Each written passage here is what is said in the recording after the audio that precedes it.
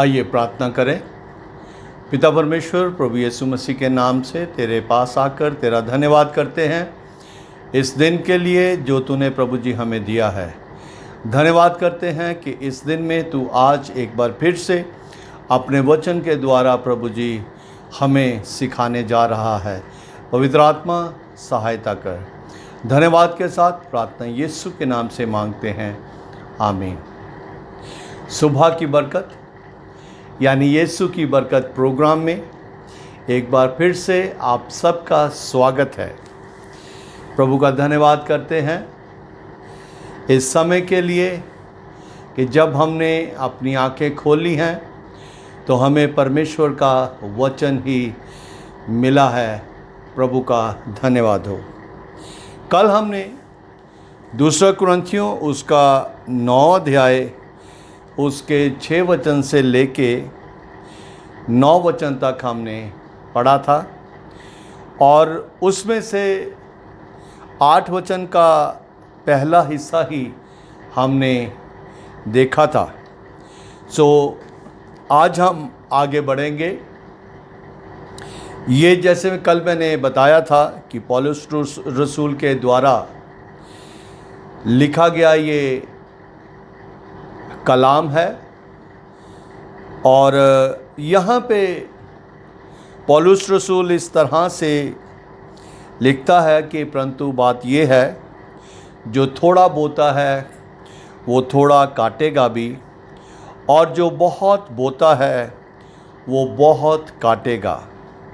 हर एक जन जैसा मन में ठाने वैसा ही दान करे, ना कुड़ के और ना दबाव से, क्योंकि परमेश्वर हर्ष से देने वाले से प्रेम रखता है।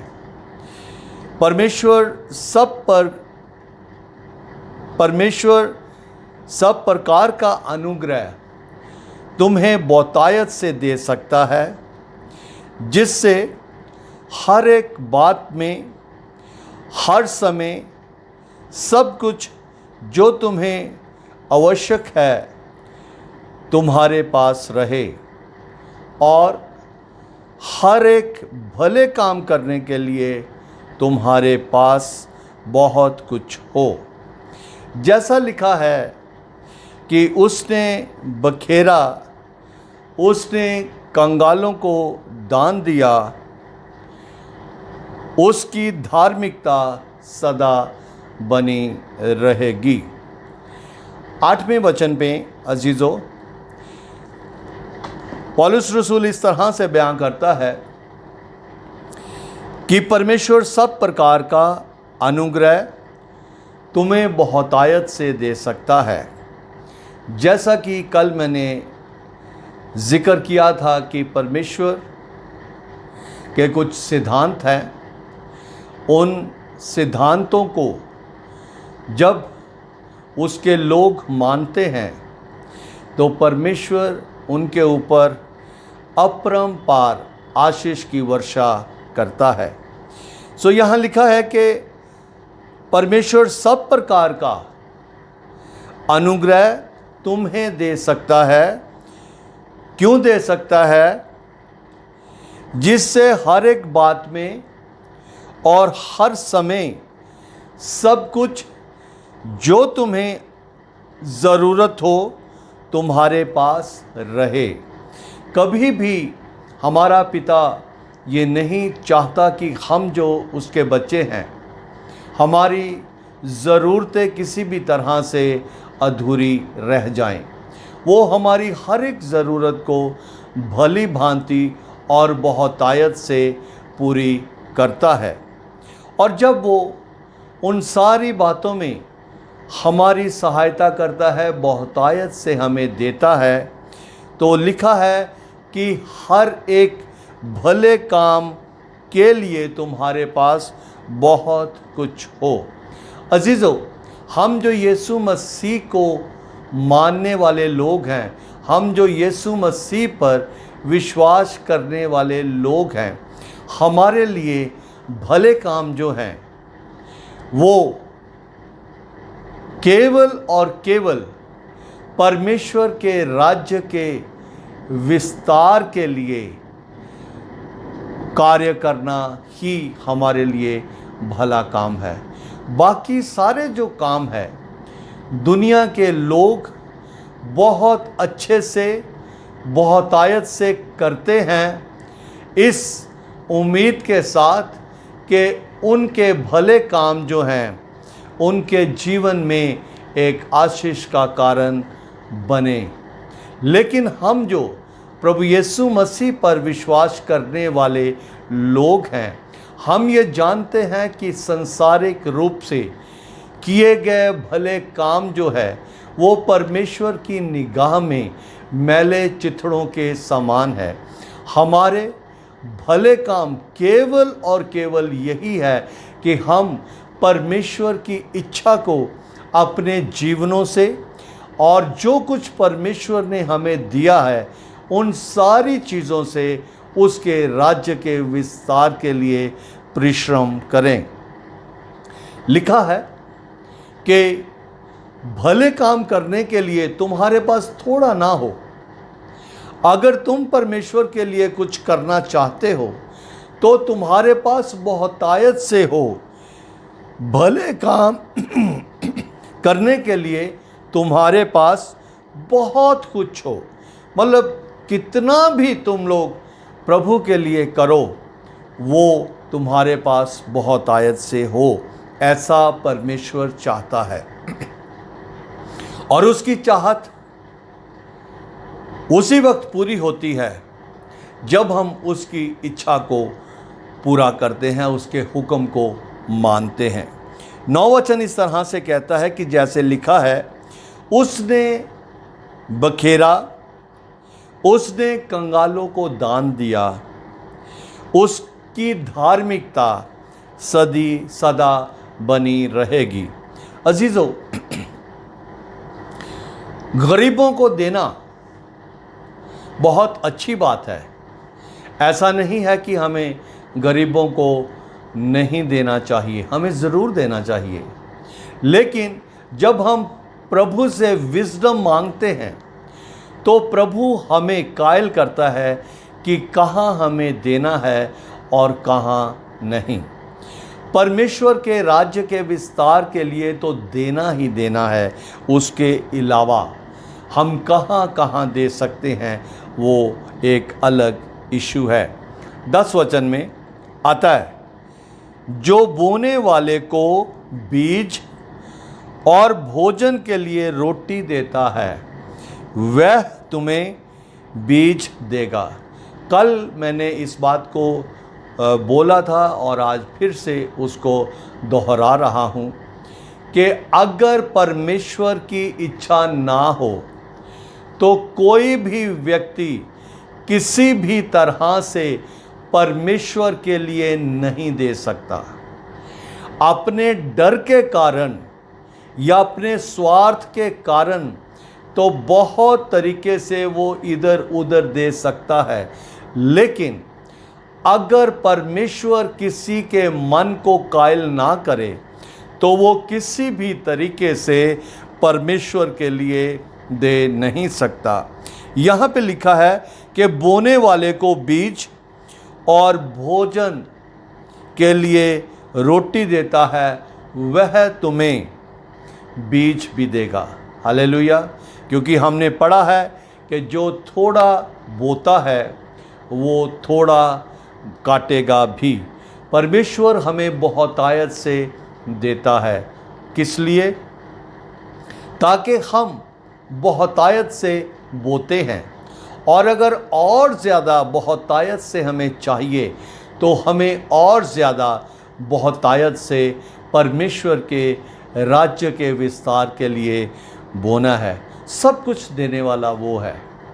पिछले दिनों में भी मैंने इस बात को बोला था कि नीति वचन में सुलेमान बादशाह इस तरह से लिखता है कि हर एक प्रकार का धन जो है वो यहोवा की ओर से मिलता है और वह उसमें दुख नहीं मिलाता। वो हमें बीज देता है। वो बीज हमें इसलिए देता है कि ताकि हम उस बीज को बोएं।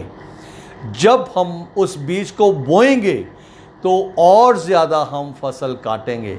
जैसे कल मैंने उदाहरण दी थी कि अगर हमारे पास 10 बीज हैं तो हम उनको बीजेंगे तो 600-700 बीज आएंगे। अगर हम 600-700 में इस बार 100 बीज बोएंगे तो हमारे पास हज़ारों में होंगे, और जब हज़ारों में होंगे फिर हम जब हज़ारों बोएंगे तो हमारे पास और हज़ारों में होंगे। जब हम और हज़ारों में बोएंगे तो हमारे पास लाखों होगा। किसी भी तरीके से परमेश्वर के लिए किया गया कार्य कभी भी व्यर्थ नहीं जाता। उसके अपने समय हैं, अपने समय में वो बहुतायत से वापस करता है, क्योंकि परमेश्वर किसी का कर्जदार नहीं है। जो उसको किसी भी रीति से उसका हुक्म मानकर उसके राज्य के विस्तार के लिए करता है, उसके बदले में वो बहुतायत से उसको देता है। क्यों देता है? ताकि तुम्हारी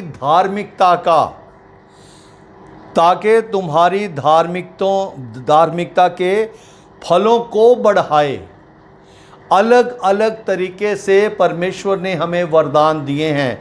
वो इसलिए हमें देता है ताकि हम परमेश्वर की इच्छा को पूरा करके जो उसने हमें आत्मिक वरदान दिए हैं उनमें और ज़्यादा बढ़ोतरी हो सके।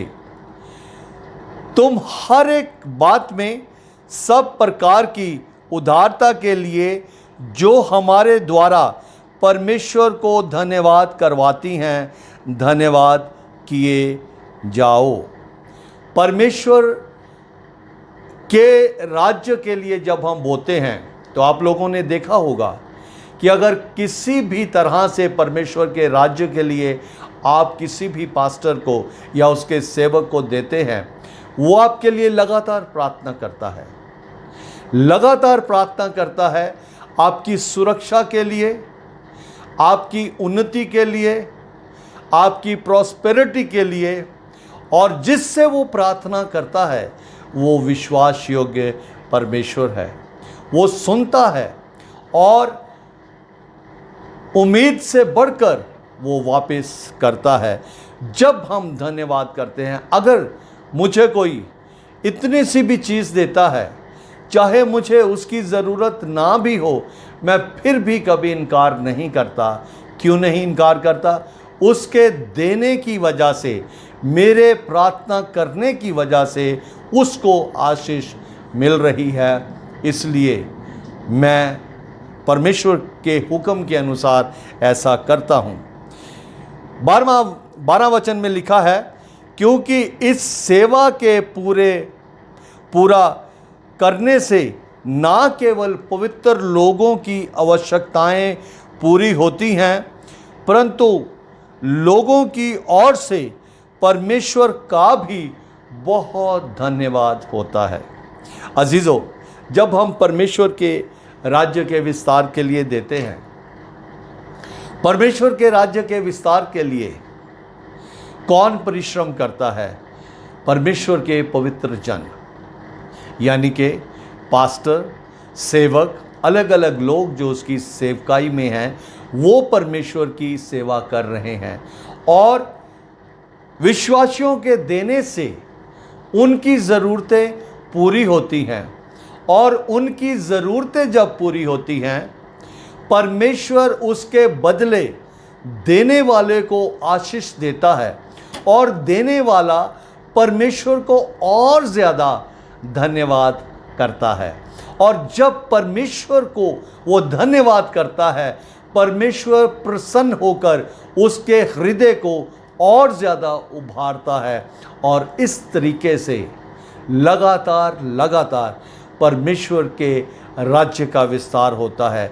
और उसके साथ साथ परमेश्वर के लोगों को और ज़्यादा परमेश्वर का धन्यवाद करने का मौका मिलता है। हमने कल हनन्याह और सफीरा के बारे में देखा। उन्होंने परमेश्वर के जन के साथ झूठ बोला और ये कहा कि हाँ, इतने की ही भूमि बेची है। अच्छा होता कि वो साफ बता देते कि हमने उसमें बहुत अपने पास रख लिया है और उसमें से थोड़ा हम आपके पास लेके आए हैं। उनकी ऐसी हालत ना होती जैसी उनकी हालत हुई है। सारी मंडली में जैसे ही उनके मुंह से ये झूठ निकला, उसी वक्त वो गिर गया और उसका प्राण निकल गया। और उसके बाद सफीरा भी आई और उसने भी उसी बात के लिए झूठ बोला और परमेश्वर के जन ने उससे बोला कि तुम दोनों ने क्यों ऐसा ठान लिया कि परमेश्वर के साथ तुम झूठ बोलो। परमेश्वर सच्चा है, वो सच को पसंद करता है। परमेश्वर दबाव से किसी भी तरीके से उसके राज्य में, उसके राज्य के विस्तार के लिए बोने के लिए नहीं कहता, क्योंकि लिखा है कि खुशी से देने वाले से परमेश्वर प्रसन्न होता है और उसको बहुतायत से देता है। अजीजों, जो कुछ यीशु ने करना था उसने एक बार हमेशा के लिए कर दिया। अब जो कुछ भी करना है वो हमें करना है।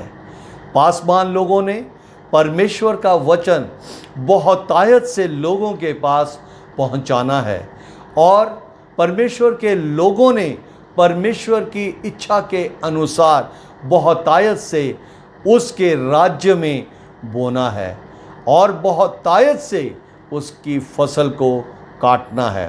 प्रभु आप सबको बहुत बहुत आशीष दे। आने वाले दिनों में और ज़्यादा गहराई से इन सारी बातों को हम सीखेंगे। आइए प्रार्थना करें। पिता परमेश्वर, तेरा धन्यवाद करते हैं तेरे इस वचन के लिए जो तूने प्रभु जी हमारे कानों में डाला है। हमारे हृदयों ने प्रभु जी उसको स्वीकार किया है। बहुतायत से प्रभु जी तू आशीष दे। तेरा धन्यवाद करते हैं और सुनने वाले हर एक के लिए प्रभु मैं तुझसे आशीष मांगता हुआ प्रार्थना यीशु के नाम से मांगता हूँ, आमीन। सबको जय मसीह की। प्रभु आपको बहुत बहुत आशीष दे।